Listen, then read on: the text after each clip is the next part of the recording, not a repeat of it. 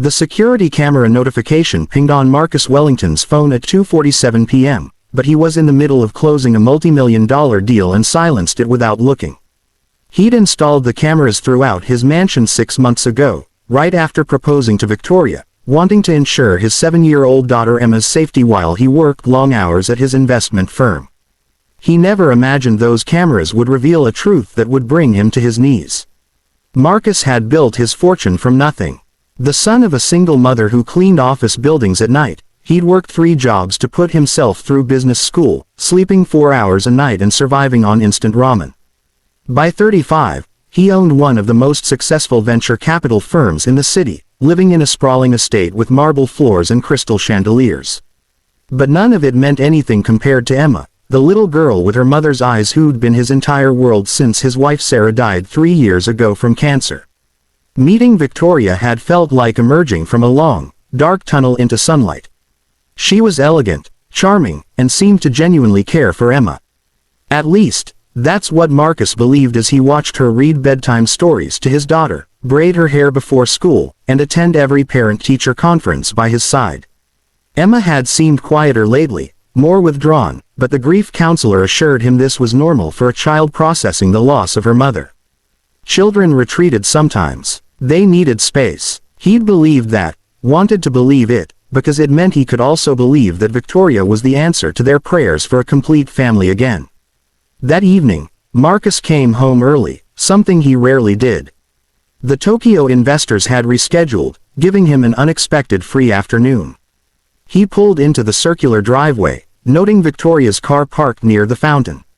The house was quiet as he entered, his Italian leather shoes clicking against the marble.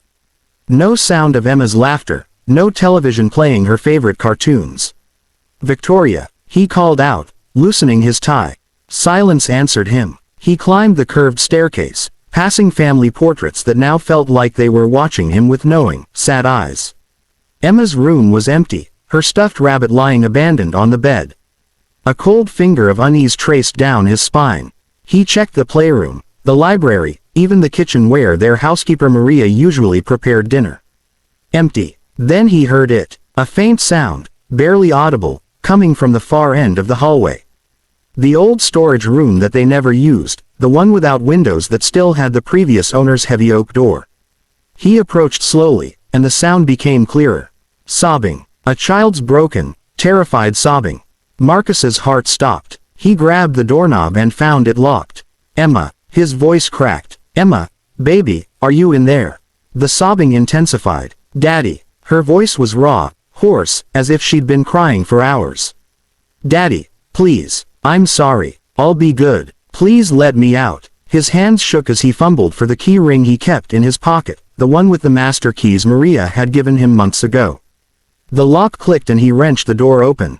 The room was pitch black, musty, filled with old furniture covered in sheets that looked like ghosts in the darkness. And there, huddled in the corner on the cold hardwood floor, was his daughter. Her face was streaked with tears, her eyes wide and red, her small body trembling. "Emma." He rushed to her, scooping her into his arms. She was ice cold, her little dress damp with sweat despite the chill. She clung to him with a desperation that shattered something fundamental in his chest. "How long have you been in here? What happened?" She buried her face in his shoulder, her words muffled and broken. "I spilled juice on her dress. I didn't mean to, Daddy. I said sorry, but she said I was clumsy and stupid and I needed to learn. She said the dark would teach me to be careful."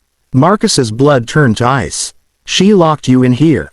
Emma nodded against him, her small body racked with shivers. "She always does, Daddy. When you're at work, when I'm bad, sometimes for hours. Sometimes I wet myself because I can't hold it and then she says I'm disgusting and makes me clean it up and locks me in again."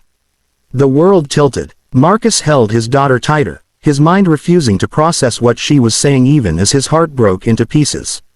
"Always. This has happened before. Lots of times," Emma whispered. "She said if I told you, she'd lock me in forever. She said you'd believe her because she's going to be my new mommy and you love her more than me. She said my real mommy left because I was bad and that's why she got sick." Marcus couldn't breathe, couldn't think. The woman he'd planned to marry, the woman he'd welcomed into his home, into his daughter's life, had been torturing his child. His innocent, sweet, already traumatized little girl who'd lost her mother and just wanted to be loved. He carried Emma out of that horrible room, down the hallway to her own bedroom with its pink walls and stuffed animals and nightlight shaped like a star. He wrapped her in her softest blanket, held her in the rocking chair they'd used when she was a baby, and let her cry against him while rage and guilt warred in his chest.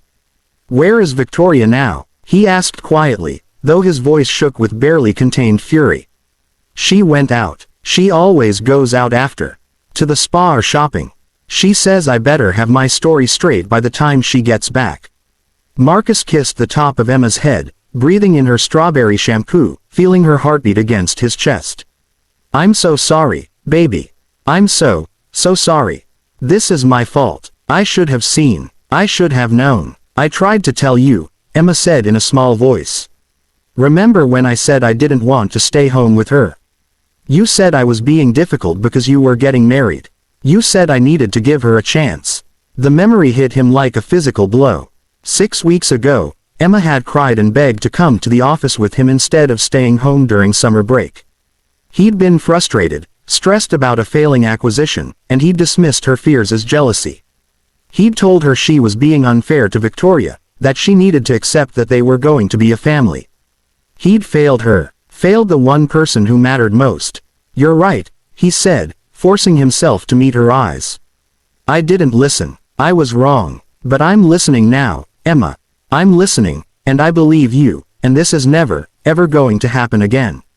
I promise you." He carried her downstairs to Maria, who took one look at Emma's face and crossed herself, murmuring in Spanish. Marcus explained everything in clipped, controlled sentences while Maria's eyes filled with tears. She held Emma close while Marcus went to his study and pulled up the security camera footage on his computer. His hands shook as he scrolled back through the recordings. There were cameras in most of the common areas, but he'd never thought to put one in that storage room because they never used it. But the hallway camera caught enough.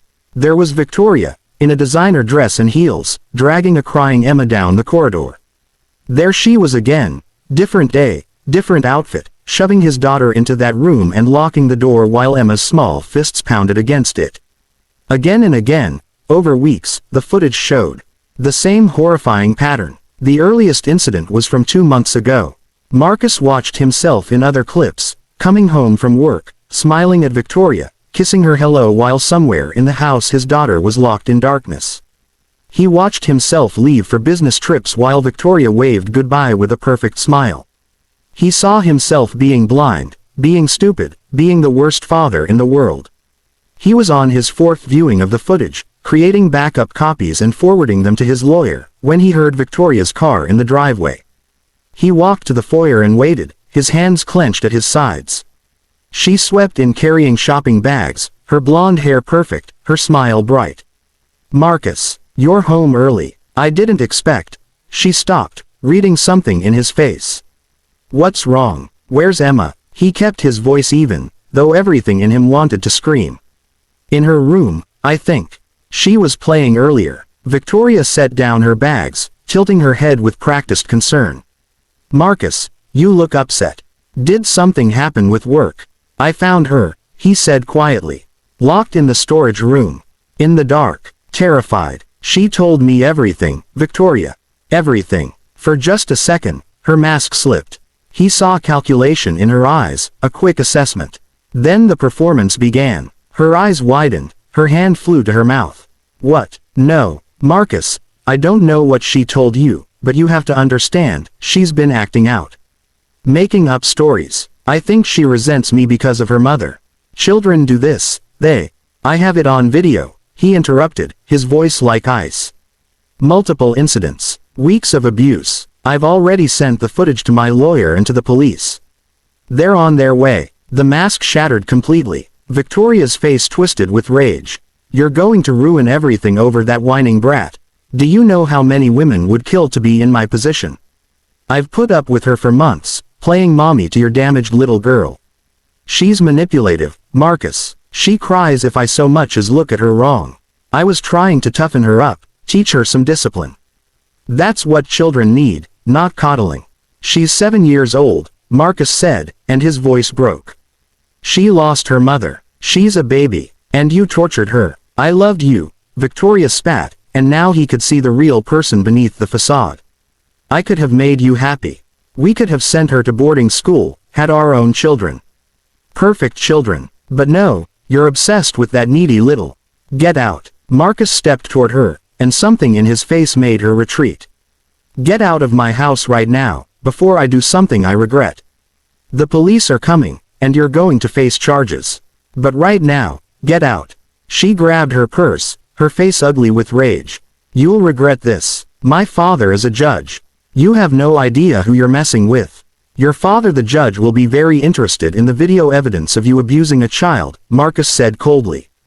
Get out. She left, her heels clicking violently against the marble. Marcus stood in the empty foyer, surrounded by luxury that meant nothing, and finally let himself break.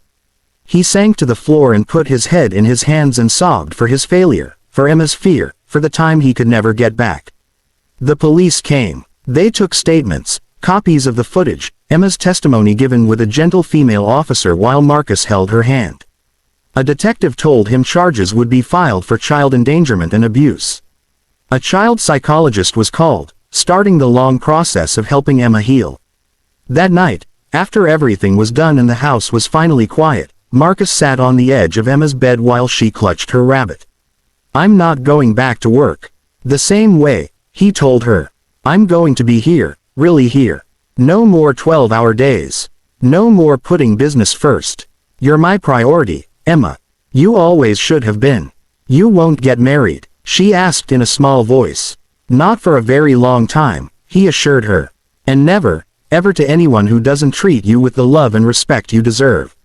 Emma, I need you to understand something. What happened wasn't your fault. Not any of it. You weren't bad. You didn't deserve to be punished. You're a beautiful, wonderful, precious little girl and I love you more than anything in this world. Her eyes filled with tears. I thought you forgot about me. That you loved her more.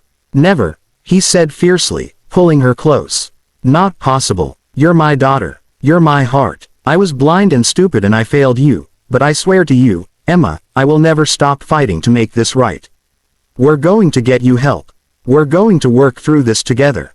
And I'm going to spend every day proving to you that you can trust me again. The recovery was slow. Emma had nightmares for months, afraid of the dark, afraid of closed doors. Marcus converted the storage room into a bright playroom with windows and plants and left the door permanently open. He hired a trauma specialist who worked with Emma twice a week.